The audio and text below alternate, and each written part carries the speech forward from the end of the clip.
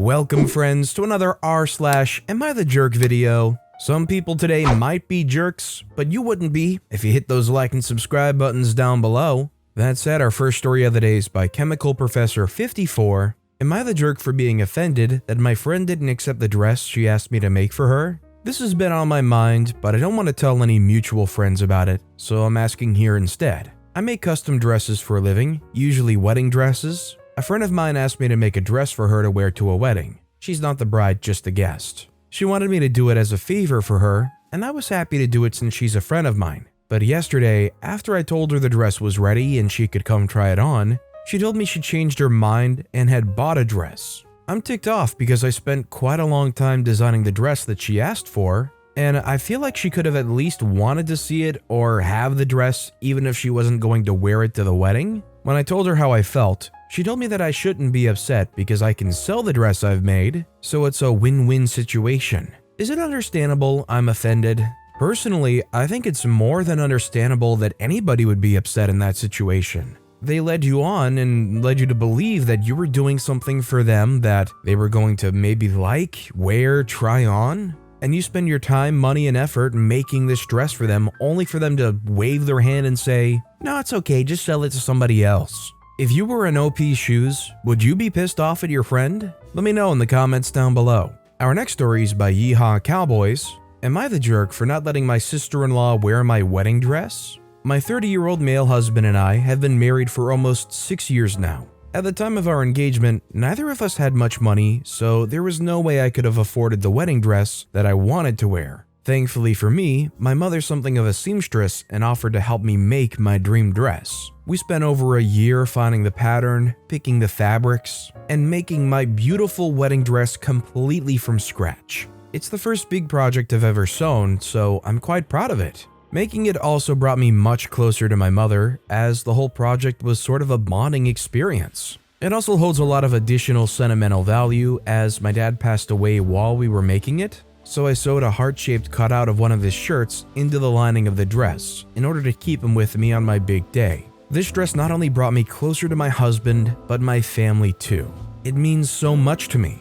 My sister-in-law, female 23, just got engaged recently and is in a similar situation with her wedding. She just got out of college and started work as a teacher. Between her loans and a relatively low salary, she doesn't have very much money to pay for her wedding. Dress shopping has been a bit stressful for her, as all the dresses that fit her taste are just so far out of her budget. This all leads up to Tuesday morning when she called up my husband and asked if I would be willing to let her borrow my dress. She mentioned that it could be her something borrowed. My husband says that he would have to ask me first because it wasn't his to loan out. His sister told him that wasn't a problem, and I'd barely miss it as it was just sitting in a box anyway.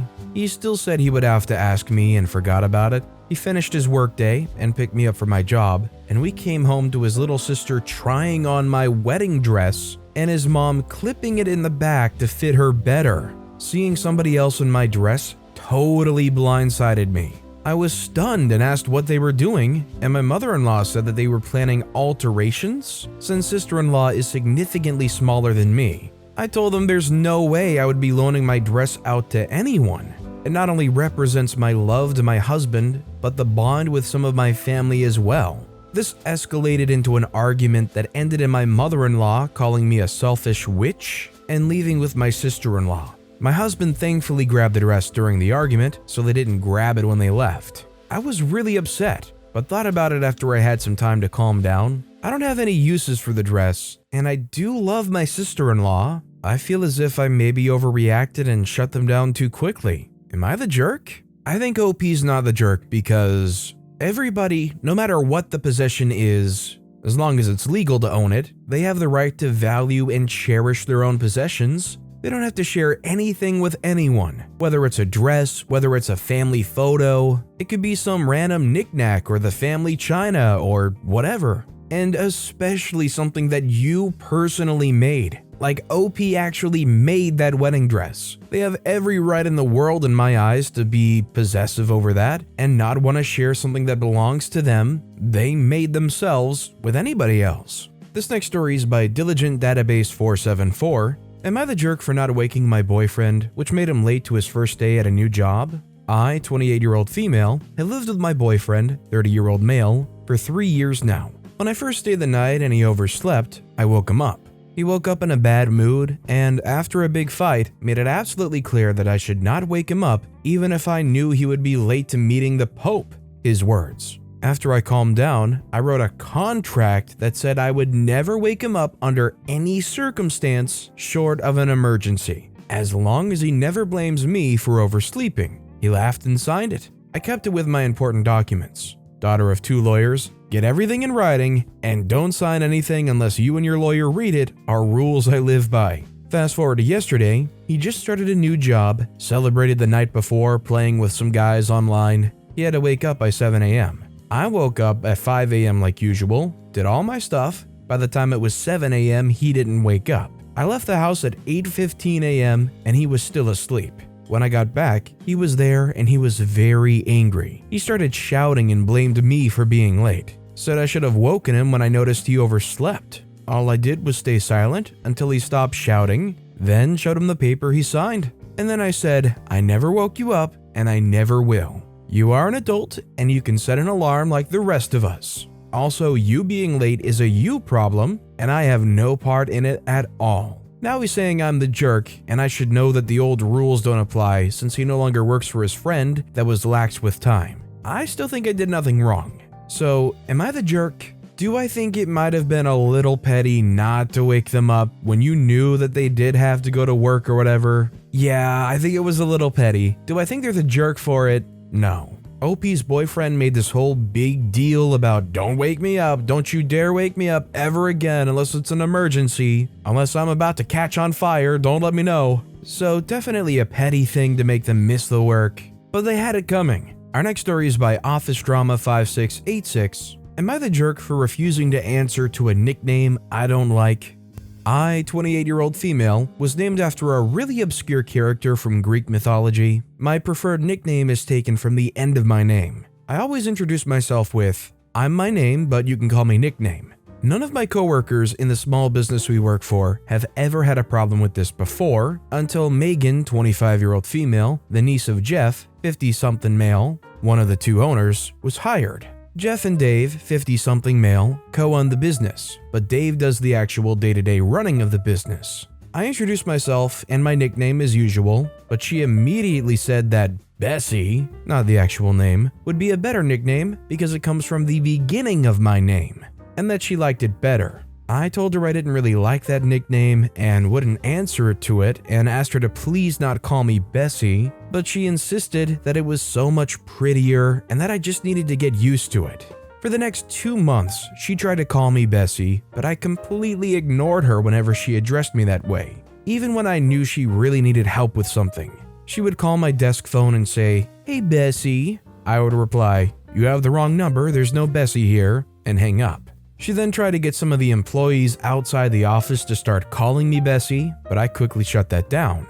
I usually finish my work early and help them with a lot of tedious little things that aren't part of my job description, and threatened to stop helping them unless they used my preferred nickname. Friday, she decided she was going to get me to respond to Bessie no matter what. We have an open office design but are at opposite ends. She started calling out Bessie in a sing-song voice over and over again to try and annoy me enough to respond. Other coworkers got annoyed, most telling her to stop, and one, Lisa, 43-year-old female, telling me to just let her call me Bessie already. I refused, and she kept calling out Bessie louder and louder until Dave barged in. He'd been on a conference call with an important client and could hear her yelling from his office down the hall. He told her to be quiet and that if she called me Bessie one more time, he'd write her up and dock her pay. Later, Megan cornered me in the break room, called me a jerk for getting her in trouble, and called me Bessie again for good measure, just as Dave was walking in to heat up his lunch.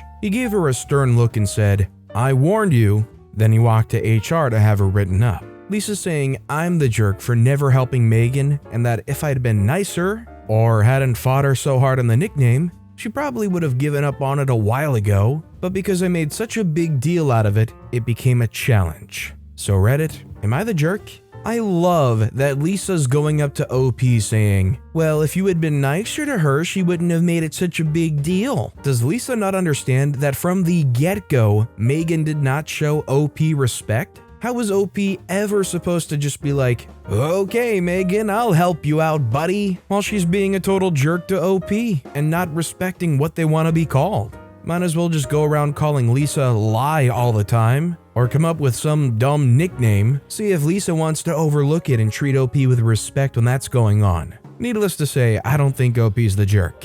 This next story is by an anonymous poster. Am I the jerk for getting my friend's son sick and not paying his medical bill? My friend and her son came over for a visit, and we left her son inside when we went to see the new fence my husband worked on. Her son sneaked into my fridge and took out a bunch of brownies which contained weed. I infused them for myself from weed I legally buy. I have a chronic pain, and they were leftovers from the previous day. He ate two, but we didn't notice until he started to act weird and admitted he ate the brownies from my fridge. My friend freaked out and thought he was dying, and when I told her it was weed, she refused to believe me and called the ambulance, despite me offering to drive him to the hospital. The paramedics checked him over and told her they could bring him to the hospital, but he would recover by himself at home. She took him home rather than go to the hospital, and it's been a few weeks, but has since sent me a bill for $235, claiming I poisoned her son and I should at least pay for the ambulance. I'll admit, the fridge was probably too tempting, but her son is 10,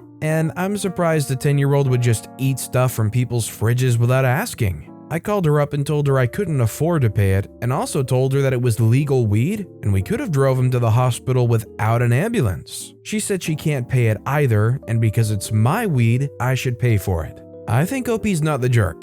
Was it maybe a little reckless to leave it in the fridge with the kid unsupervised? Sure, but most people would assume that a 10-year-old would not just go and raid your refrigerator and start eating random stuff when they're just visiting. Our next story is by Babysitter's Issues. Am I the jerk for refusing a babysitting gig and getting the mother reported to CPS? I, 16-year-old female, do part-time babysitting to help raise some money for my dad. Recently, a lady in the neighborhood, 48-year-old female, contacted me and said she wanted me to look after her daughter. She said her daughter was 10 and just had minor food allergies. Well, when I got there, turns out this woman lied. The daughter was 15 and turned out to have more than just food allergies. The lady said her daughter had schizoaffective disorder. Apparently it's schizophrenia and mood disorder combined, and autism. I said no, but the lady kept begging me, so I just gave in. That was until the lady showed me her daughter's room. It was a mess, there was broken glass by the window, it reeked of pee, and I found an open bottle of some yellow liquid that I don't even want to know what was in it. The daughter looked sick, sleep-deprived, and malnourished, and was wearing some kind of pacifier? I don't know, but I didn't feel comfortable, so I told her I didn't feel okay with taking care of this kid, told her to find a caretaker that would be better for her daughter's autism, and ran away from that house as fast as I could. After I described the event to my mom, she immediately contacted CPS because according to her, these are big signs of abuse or neglect. The lady's been ranting on Facebook about my services, calling me a scammer who just wants a quick buck and then inconveniences parents. Am I the jerk? First of all, OP didn't do anything here. They literally said they went there, it wasn't what they agreed to, and then their mom was the one that contacted CPS, so just there alone, OP's totally removed from the question. That said, even if OP was the one to contact CPS, they wouldn't be the jerk at all. You were looking out for somebody. And our final story of the day is by background Flan7294. Would I be the jerk if I don't attend my daughter's wedding? I'm male 48. My wife, Samantha, female 43, and I adopted our daughter, Cassandra, female 22, when she was 4 months old. Her bio mom, female 38, was a junkie who wanted to get an abortion before her parents got involved and made her keep it. We provided Cassandra with a nice life in a well-off town, and she even attended a private school. After me and Samantha divorced due to me meeting my new wife, Ashley, female 35, almost 10 years ago, Cassandra went through a bit of a rebellious phase that continued until she was about 16. I feared she was going to end up like her birth mom, but between the divorce and welcoming a new child, my hands were tied, so I sent her to live with her grandparents. What I didn't know is that her bio mom lived in the same town as my former in-laws, and somehow Cassandra and her got in touch. They became close, and Cassandra even skipped Ashley's birthday one year to go on vacation with her bio mom. I hated how close they got, especially knowing the bio mom's past, so I moved Cassandra back in with us, but she moved right after graduation. My ex doesn't mind the relationship since the bio mom isn't trying to replace her, but it's pretty close. Now on to the conflict. Cassandra's getting married to Aiden, male 34, and I'm supposed to pay for the entire thing, which I have no problem doing. However, when I found out that her bio mom was going to be the maid of honor after my ex declined, I lost it. She literally gave her up and wanted to abort her, and now she's acting like they're best friends? My wife has been an amazing mother figure to Cassandra, and the fact that she's choosing some random addict over her is disgusting. I'm not going to pay for the wedding. I love my daughter and I want her to be happy, but I decided not to attend the wedding as it pains me and my wife to see her bio mom taking my wife's place as a second mother figure. My son, male 20, tells me I'm being a jerk. So as much as it pains me to say, I think OP is being the jerk. Whether or not Cassandra wants to forgive their bio mom, have a relationship with them, even see them as a new mother figure, that's completely up to Cassandra. And no matter how much you personally despise the bio mom, Cassandra still has every right to feel however they want about her. Getting jealous and basically blowing everything up because you personally don't like her is a pretty big jerk move. But with that being said, that's all the time we have for today. So of all these stories I've read today, which is your favorite and why? Let me know in the comments down below. And if you haven't yet, if you could like and subscribe, that would mean a lot to me. Whatever you do, whether it's liking, subscribing, turning notifications on, all of it helps grow this channel and I appreciate the heck out of it. So until next time, I'll see you all tomorrow with some more stories.